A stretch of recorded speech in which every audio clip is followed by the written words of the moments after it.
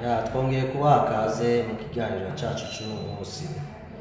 Ku batamenya kudukurikirana, iyi ni channel yacu Burundian channel.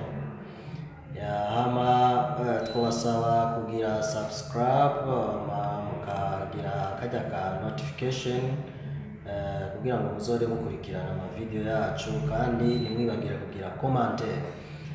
Kuri uno munsi turafise intumbero ivuga ati abavyeyi ni uruhe ruhara umuvyeyi afise muri kazoza k'umwana wiwe.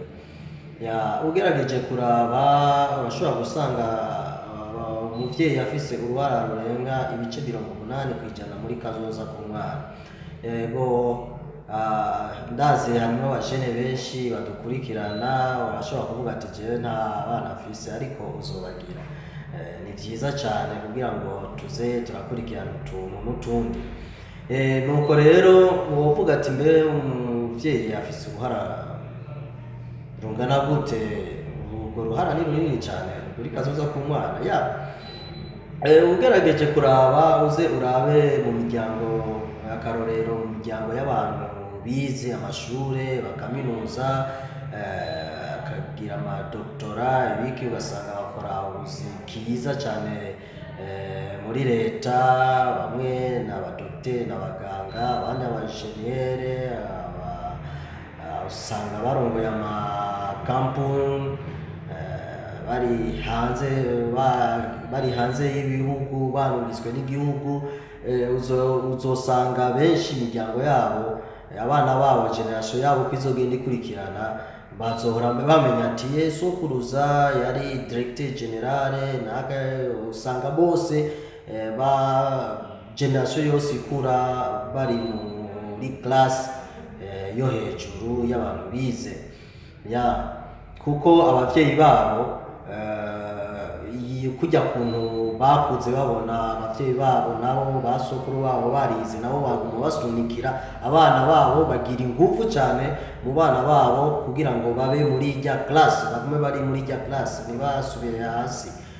Nuko rero ugiye kuraba rero difference, ugasanga dufate nko mu miryango ibaye, turiko turavuga mu miryango ibaye, ni mu yindi classe y'abantu. Ego urashobora kuba warize mu kukiga nyene bisanzwe, ugasanga watoye iyindi nzira, uri businessman, uri umurimyi, uri umworozi, canke ni wize ibintu mwene ivyo. Rero ico gihe umuvyeyi bisaba ko akoresha ingufu nyinshi rwose, nka effort zoshika uruhara rungana nk'100% kugira ngo umwana wawe umushikane muri rya nivo mu yindi classe y'abantu bize.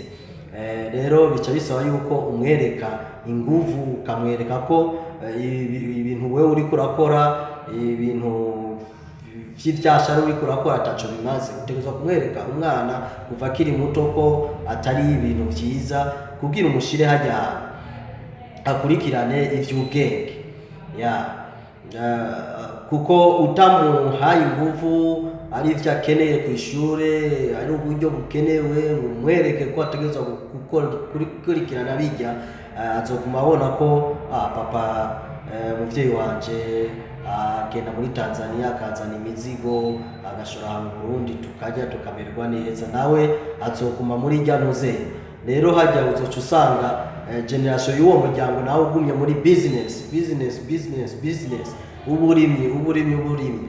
Rero abavyeyi rero tumenye yuko dufise uruhara rukomeye cyane, kuko urinze uraba ijya miryango usanga ibaye, uzokurikirane kahise kabo, uzosanga n'abasokuruza babo bose aruko bagiye bagenda bari abantu babaye.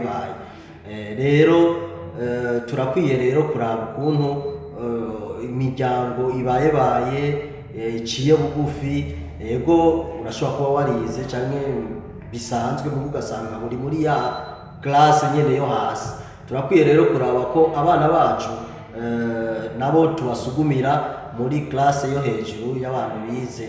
Wocubaza ati none vyogena gute? Ugerageje kuraba muri tumwe dushobora gusugumira abana kugira kugira tuhindure ingendo. Gerageza uri umuvyeyi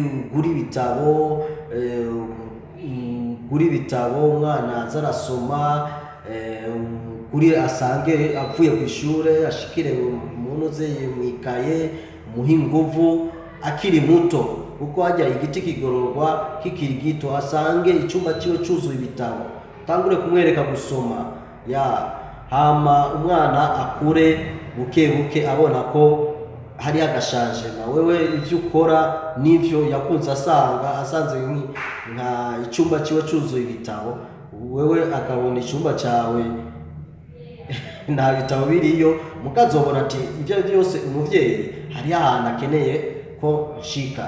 Nuko rero ntitwovuga byinshi, ndibaza ko abavyeyi dufise uruhara rukomeye cyane ku bana bacu. Hama ntiwibagire kugira commentaire, kandi wongere ugire subscribe, uce ufyonda hajya hari agakengeri kugira ngo uze uhore ukurikirana ibiganiro byacu, nuko mugire ibihe byiza.